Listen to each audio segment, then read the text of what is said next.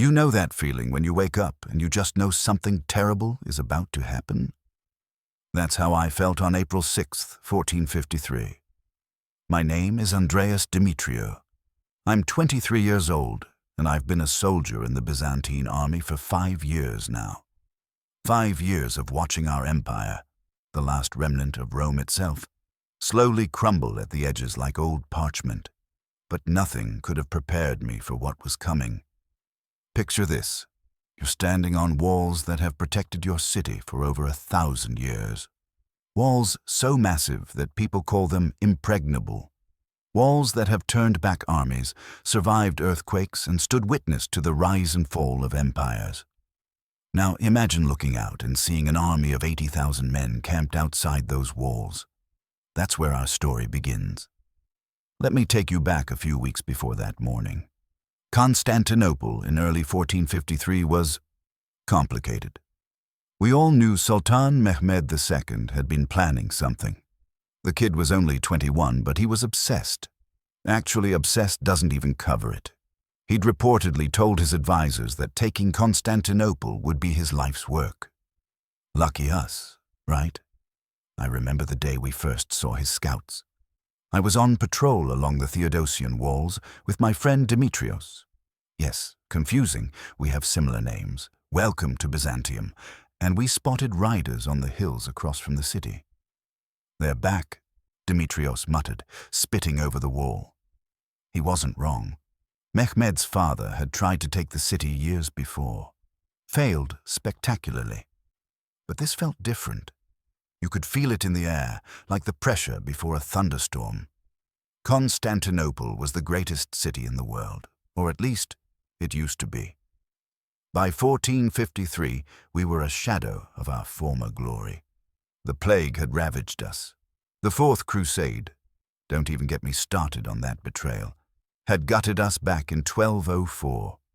Our population had shrunk from hundreds of thousands to maybe 50,000 souls. We were a head without a body, a capital without an empire, but we were still Constantinople. We still had the walls, and we still had our pride. That's what I kept telling myself anyway.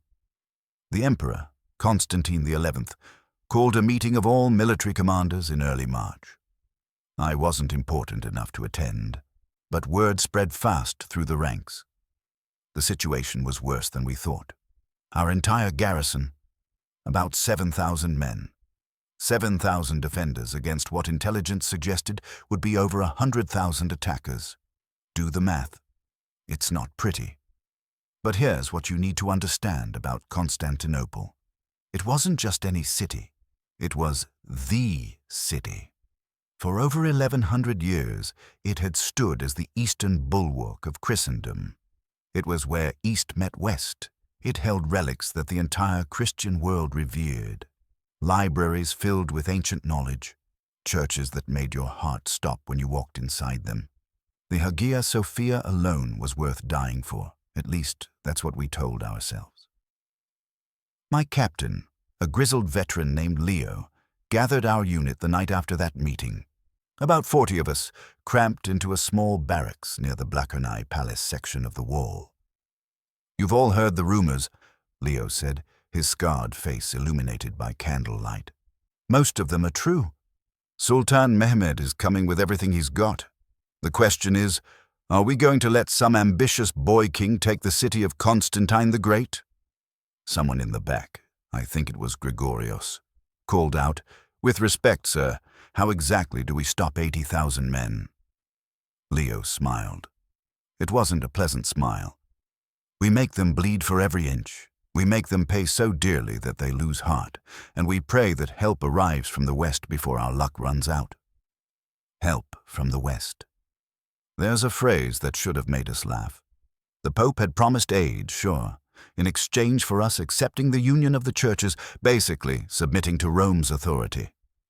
Emperor Constantine had reluctantly agreed, which made him wildly unpopular with many of our own people. There's an old saying in Constantinople, "Better the Turkish turban than the papal tiara." A lot of our citizens actually believe that. They'd rather see the city fall than compromise with the Catholics who'd sacked us in 1204. Byzantine politics, everyone. It'll make your head spin. April 2nd, 1453. That's when the Sultan's advance forces arrived.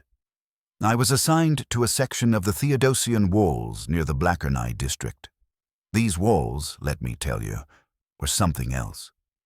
Built in the 5th century by Emperor Theodosius II, they consisted of 3 separate walls, one behind the other, plus a moat. The outer wall stood about 25 feet high. Behind it, a terrace, then the inner wall at 40 feet. Behind that, another terrace and space for our troops to maneuver. Then the main wall, towering at nearly 60 feet, studded with towers that rose even higher. Any attacking army would have to cross the moat, scale the outer wall while we rained death on them from above. Break through, cross the terrace while we shot them from the second wall. Break through that, and then they'd face the main wall with fresh defenders.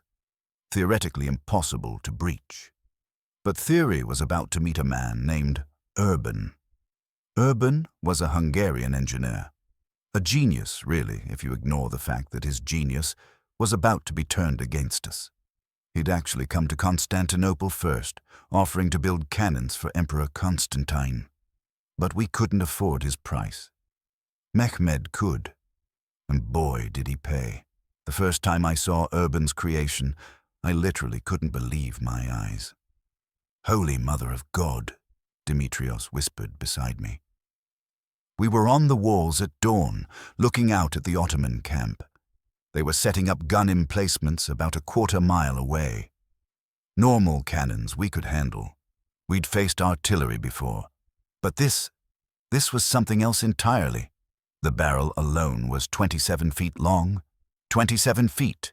It took 60 oxen to move it into position. The cannonballs it fired weighed over 1,200 pounds. 1,200 pounds of stone traveling at speeds that would punch through almost anything. Leo came up behind us. "That's the Basilica," he said quietly. "Urban's masterpiece. Word is, it can fire 7 times a day before it needs to cool down." 7 times? I couldn't hide the relief in my voice. "That's nothing. We can repair damage between—" The cannon fired. The sound was unlike anything I'd ever heard. It wasn't just loud. It was a physical force that hit you in the chest. Birds scattered from trees a mile away. We watched the stone ball arc through the air, almost lazy-looking from a distance. It hit the wall about 200 yards from our position. The impact made the entire structure shake beneath our feet. Dust and debris exploded outward. When it cleared, there was a crater in the wall 4 feet deep. One shot, 4 feet deep. And Urban had built dozens of other cannons. Not as massive as the Basilica, but still devastating. Leo cleared his throat. "Right. So, new plan. Repair crews on constant rotation. Everyone else, get ready to defend whatever breaches they make." That night, none of us slept much. The siege officially began on April 6th. Let me tell you what a siege is really like, because the history books don't capture it properly. It's not glorious. It's not dramatic battles from dawn to dusk. It's weeks of grinding, exhausting, terrifying routine punctuated by moments of absolute chaos. Day 1. Ottoman cannons bombarded us for hours. The noise was insane, constant thunder that made your ears ring and your head pound. The Basilica fired 7 times, just as promised. Each impact damaged our walls. Each impact had to be repaired overnight. We worked in shifts, 4 hours on the wall, watching for assaults, 4 hours repairing damage, 4 hours trying to sleep through artillery fire. Repeat. Food was rationed immediately. Water, too. We had cisterns beneath the city, ancient Roman engineering still serving us well, but we had to assume a long siege. The Ottomans weren't just camped outside our land walls either. Mehmed had brought up his navy, ships in the hundreds, to blockade the harbor. But here's where we had an advantage. The Golden Horn, the harbor inlet, was protected by a massive chain stretched across its entrance. Ships couldn't get through. Small mercy, but we'd take it. Giovanni Giustiniani showed up on April 5th with 700 soldiers.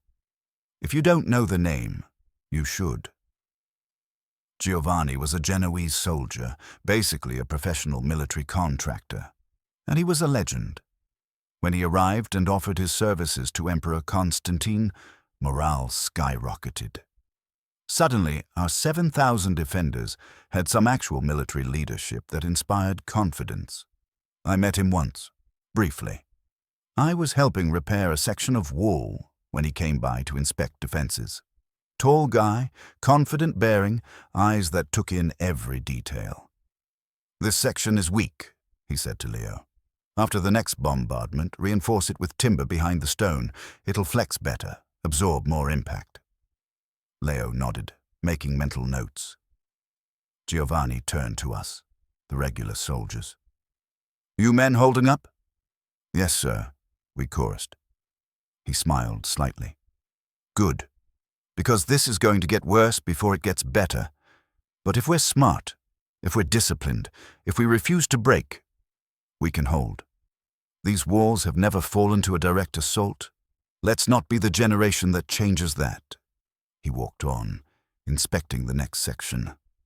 "I'd follow that man into hell," Dimitriou said. Turned out we wouldn't have to go that far. Hell was coming to us. The pattern of the siege established itself over the following weeks. Dawn. Ottoman cannons began bombardment. The Basilica would fire its 7 shots throughout the day. Smaller cannons kept up near constant fire. Our job: keep our heads down, watch for infantry assaults, repair damage at night. Sounds simple, right? Here's what it was actually like. You're standing on the wall, watching the Ottoman gun positions. You see the flash, the smoke. You have maybe 2 seconds before impact. If you're smart, you dive for cover behind a merlin or duck into a tower. The cannonball hits. The wall shudders. Stone fragments fly like shrapnel. If you're unlucky, those fragments find you. I saw men killed not by direct hits, but by stone chips that tore through them like knives. The dust settles. You check yourself. Am I hit? No? Good. Check your friends. Everyone alive? Okay. Now watch for the next shot. For hours.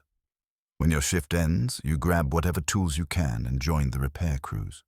Sometimes we're filling in craters with rubble and timber. Sometimes we're shoring up sections that are starting to crack. The engineers, the few we had, worked miracles keeping those walls standing. And then you try to sleep while cannons fire and people scream, and you wonder if tonight's the night a cannonball lands on your barracks. But you know what? Humans are adaptable. After a week, we were functioning.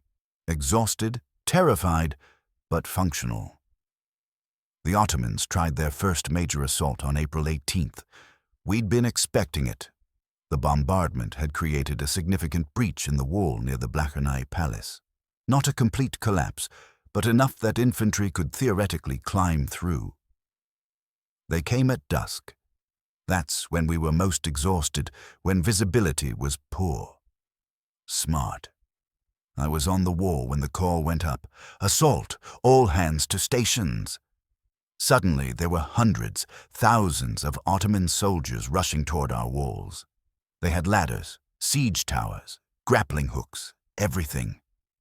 "Archers!" Leo bellowed. "Loose at will!" I knocked an arrow, drew, picked a target, a man carrying a ladder. I released. He fell. Another took his place. All along the wall our archers were firing as fast as they could, but there were so many of them. For every man we dropped, 3 more came forward. They reached the outer wall, started climbing. "Stones!" someone yelled. "Drop the stones!" We'd prepared for this. Large rocks, debris, whatever we could pile up. We pushed them over the edge. The sounds they made when they hit. I try not to think about it, but still they came. Some of them made it to the top of the outer wall. We had defenders there, men with spears and swords. Vicious close quarters fighting in failing light. "The breach!" Leo pointed. "They're coming through the breach!" A group of Ottoman soldiers had made it through the damaged section. They were on the terrace between the outer and middle walls. Giovanni's troops met them there.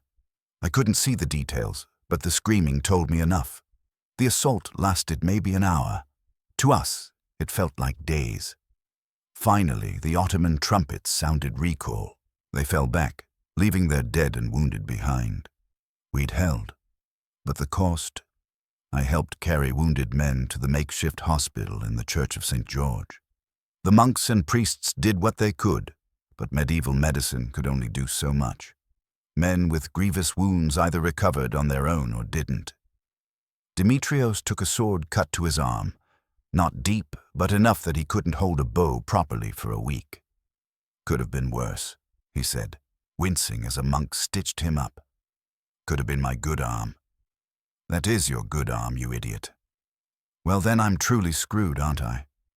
We laughed. What else could we do? That night I wrote a letter to my sister.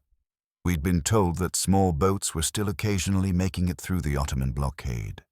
Maybe, just maybe, she'd get it.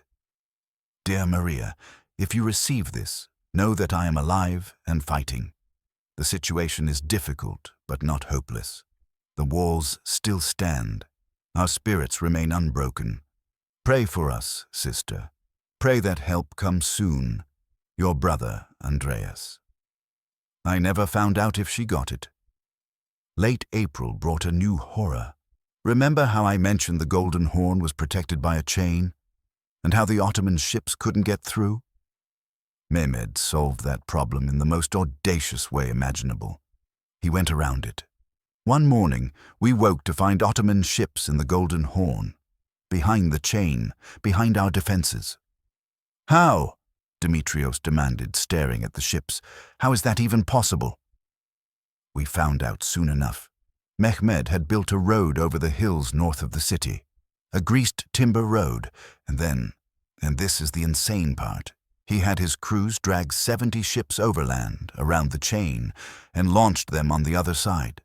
70 ships, overland, in one night. Say what you want about Mehmed, but the man had vision. This was a disaster for us.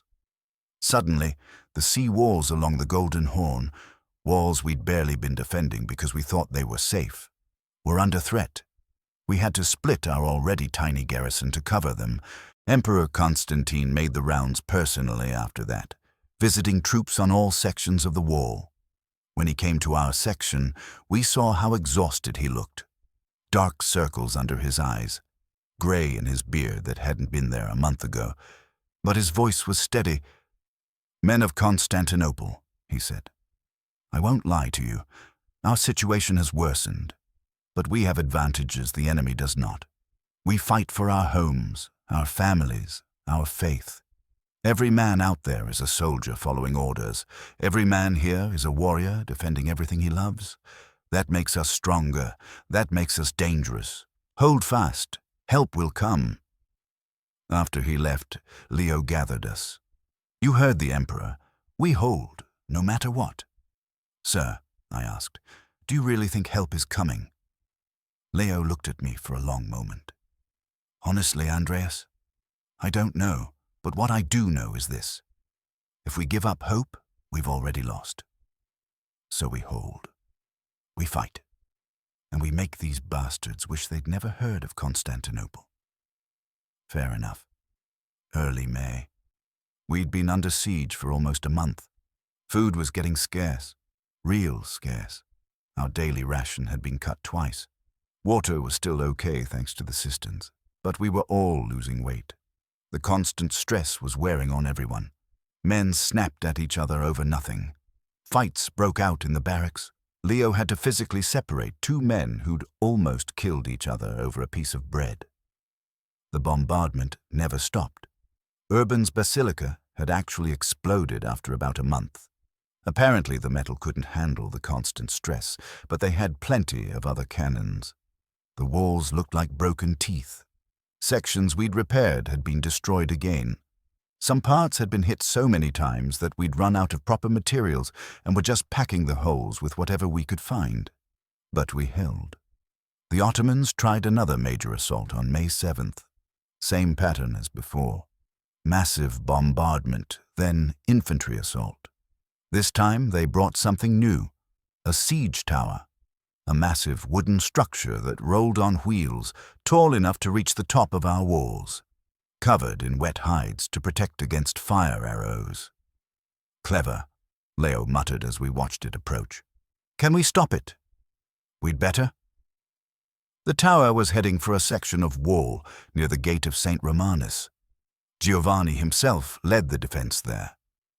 I watched from a distance as Ottoman soldiers began climbing inside the tower, preparing to storm across to our walls. Giovanni's men had cannons, smaller ones, meant for anti-personnel use. They aimed them at the tower and fired. The cannonballs punched through the wooden structure. The tower shuddered, swayed, and then, beautifully, terrifyingly, collapsed sideways. Hundreds of soldiers inside screamed as it fell. The Ottoman assault faltered, fell back. Another victory. But we were running out of victories. Mid-May, whispers started spreading through the city. Some of the Italian merchants, Venetians and Genoese who'd been helping with the defense, were talking about evacuating, taking their ships and running while they still could. This caused a huge controversy. Some of our citizens wanted them to stay, obviously. Others said, let them go. We never needed their help anyway. Byzantine pride running headlong into Byzantine pragmatism. Emperor Constantine met with them personally. I don't know what he said, but most of them stayed. Most, not all. On May 18th, several Italian ships made a break for it under cover of darkness. They had to run the Ottoman blockade. Some made it, some didn't. The rest of us? We were stuck here. For better or worse, this was our stand. Around this time, strange things started happening. Or maybe we just noticed them more because we were exhausted and desperate. Religious icons in churches reportedly wept. A sacred icon of the Virgin Mary being carried in procession fell from its platform for no apparent reason. An omen, people said. There was a weird fog one night that the superstitious took as a sign. I'm not saying I believed in omens, but I'm not saying I didn't either. When you're facing death daily, you'll grab onto anything that gives you hope or explains your fear. We started hearing rumors from inside the Ottoman camp, too. Deserters brought word that Mehmed's own advisors were suggesting he give up. The siege had gone on longer than planned. His army was getting restless. The costs were mounting. Maybe, just maybe, we could outlast them. That hope lasted exactly 3 days. May 21st, Giovanni Giustiniani was wounded. He'd been on the walls near the gate of St. Romanus when an Ottoman shot, maybe a cannonball fragment, maybe a bullet from one of their new hand cannons, hit him in the chest. His armor deflected the worst of it, but he was badly hurt. He was evacuated to a ship in the harbor to receive medical treatment. The morale hit was immediate and devastating. Men talked in hushed, frightened voices. If Giovanni had fallen back, what chance did the rest of us have? Leo tried to keep spirits up. Giustiniani is getting medical treatment. He'll be back. We hold until then. But even Leo didn't sound convinced. That same day we started hearing drums from the Ottoman camp. Different drums, different rhythms than we'd heard before. What is that? I asked. An old veteran named Stephanos answered. Those are war drums. They're preparing for something big. Bigger than what they've already done. He gave me a grim look. Boy, everything until now has been probing, testing our defenses, finding weak spots. This is the real attack. May 28th, the bombardment intensified. Every cannon they had fired continuously for hours. The noise was indescribable. Men were crying, praying, some just staring blankly at nothing. The walls, our magnificent, impregnable walls, looked like rubble in places. The section near the gate of St. Romanus was so damaged that we'd essentially built a wooden barricade behind it. If they breached there, we'd be fighting them in the streets. That evening, Emperor Constantine addressed the entire garrison. He stood on the walls near the Black-and-Eye Palace, and his voice carried across the fortifications. "Soldiers of Constantinople, brothers, we have fought for 53 days. We have held against impossible odds. Tomorrow the enemy will throw everything at us. But I ask you, what are we defending? We defend more than stone and mortar. We defend the legacy of Constantine the Great, who made this city the beacon of civilization. We defend 1,000 years of history. We defend our faith, our families, our very identity. I will not lie to you. Tomorrow will be the hardest day of our lives. Many of us will not see the sunset. But know this: if we fall as free men, defending everything we love. And that is more than most men can say. For Constantinople, for the empire, for God and glory. For Constantinople, we roared back. That night I didn't even try to sleep. None of us did. We checked our weapons, made our peace with whatever gods we believed in, said goodbye to friends, just in case. Dimitrios found me on the walls just before dawn. "Andreas, if I don't make it, shut up. You'll make it. If I don't, tell my mother I died well. Tell her I wasn't afraid." I looked at my friend. We'd known each other since childhood, played together in the streets of Constantinople, joined the army together, stood on these walls together for nearly 2 months. "I will. And you'll do the same for me?" "Of course." We clasped hands. "Brothers," he said. "Brothers," I confirmed. Dawn was coming, May 29th, 1453. The day Constantinople would fall. The final assault began at 1:30 a.m. They didn't even wait for dawn. Just came at us in the darkness with thousands upon thousands of men. The first wave was the Bashi-bazouks, irregular troops, mercenaries, poorly equipped but numerous. They were essentially cannon fodder, meant to exhaust us and use up our arrows and stones. They died by the hundreds. We killed them, and they kept coming. After 2 hours, they fell back. We had maybe 10 minutes before the second wave hit. These were regular Ottoman infantry, better equipped, better trained. The fighting intensified. They brought ladders, lots of them, hitting multiple points simultaneously. We couldn't be everywhere at once. I lost count of how many men I killed. You stopped thinking of them as people. They were just threats, targets, things trying to kill you that you had to kill first. An enemy soldier made it onto the wall next to me. We fought with swords. Mine was notched and dull by now, in the cramped space. He was good. I was lucky. My blade found his throat. He fell back, choking into the mass of men below. No time to think about it. Next threat, and the next, and the next. Dawn came. We were still holding, but barely. So many wounded, so many dead. Our numbers were thinning rapidly. "Janissaries!" someone screamed. Oh no, the Janissaries were Mehmed's elite troops, the best of the best. Fresh, disciplined, deadly.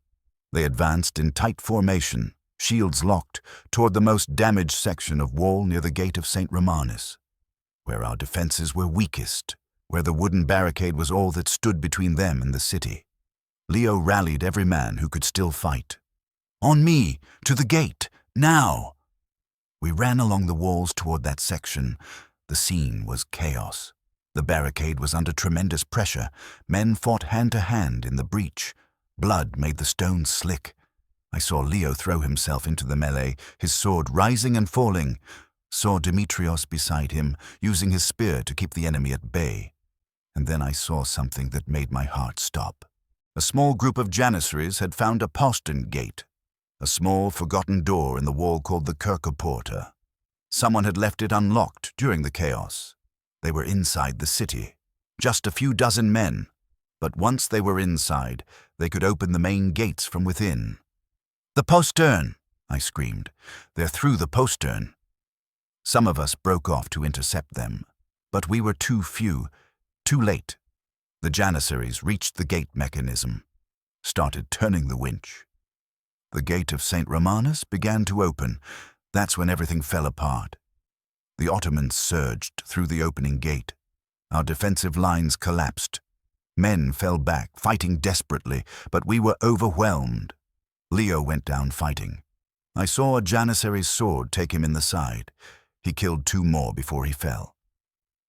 Dimitrios was beside me. "Run!" he yelled. "Andreas, run!" "I'm not leaving." "Go! Someone has to survive to tell what happened here." "Go!"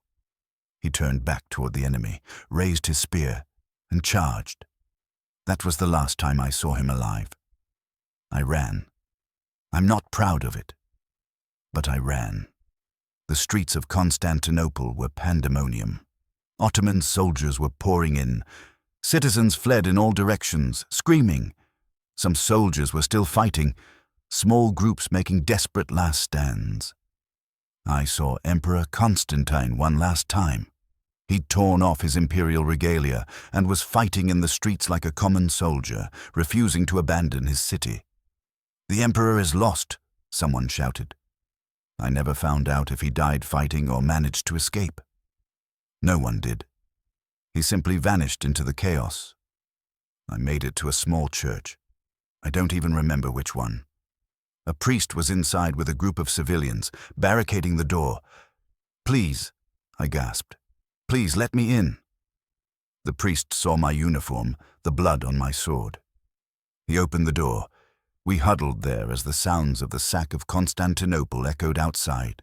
Screaming, doors breaking, the victory cries of the Ottoman troops. It lasted for 3 days. 3 days of pillaging, murder, rape, enslavement.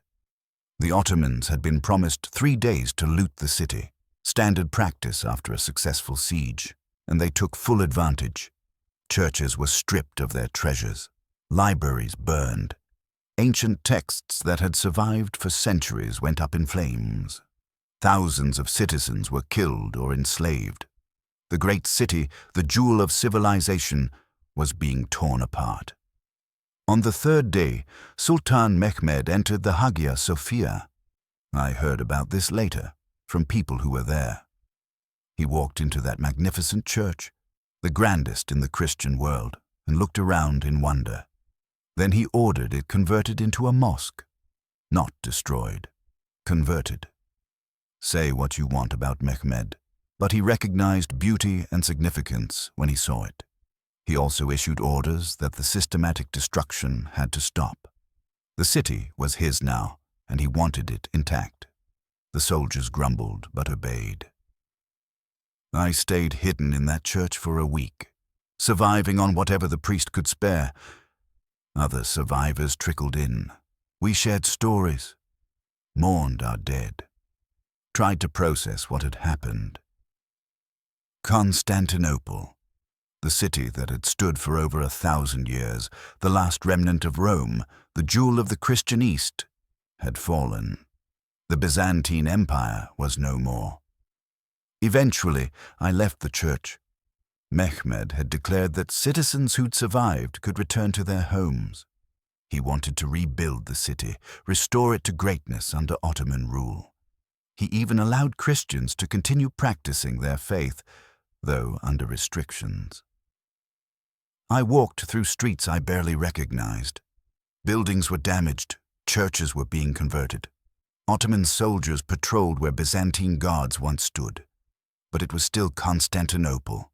The walls still stood, battered but unbroken in most places. The harbors still functioned. Life, somehow, was continuing.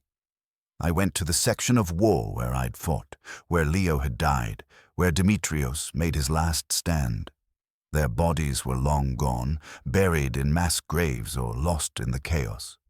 But I stood there anyway, on those ancient stones, and said a prayer for them, for all of us who'd fought, who'd died, who'd tried so hard to hold on to something that was always going to slip through our fingers. The sun was setting, painting the walls gold and red. Below, the city was settling into its new reality. Ottoman Constantinople. Istanbul, they were starting to call it. A hand touched my shoulder. I spun, reaching for a sword I no longer carried. It was the priest from the church. "Easy, my son. I thought I might find you here." "Father, why are you here?" "The same reason you are, I suspect. Saying goodbye." We stood together in silence, watching the sun sink below the horizon. "What will you do?" he asked. "I don't know. Find work. Try to rebuild. What else can I do?" "You could leave. Ships are departing for Italy, for Rhodes, for anywhere but here." I thought about it. Leaving this place, these walls, these memories behind. Starting fresh somewhere new. "No," I finally said. "This is my home, broken, conquered, changed, but still home. I'll stay." The priest smiled sadly. "Then you're braver than most, or more foolish, perhaps both." Perhaps. That was 10 years ago. I'm 33 now, still in Constantinople.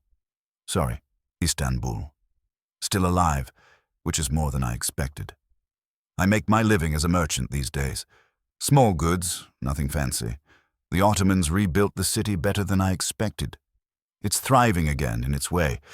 Sometimes I walk along the walls. They've repaired most of the damage, though you can still see scars if you know where to look. I never found out what happened to my sister Maria. Her village was far from Constantinople, so hopefully she survived. I like to think she did.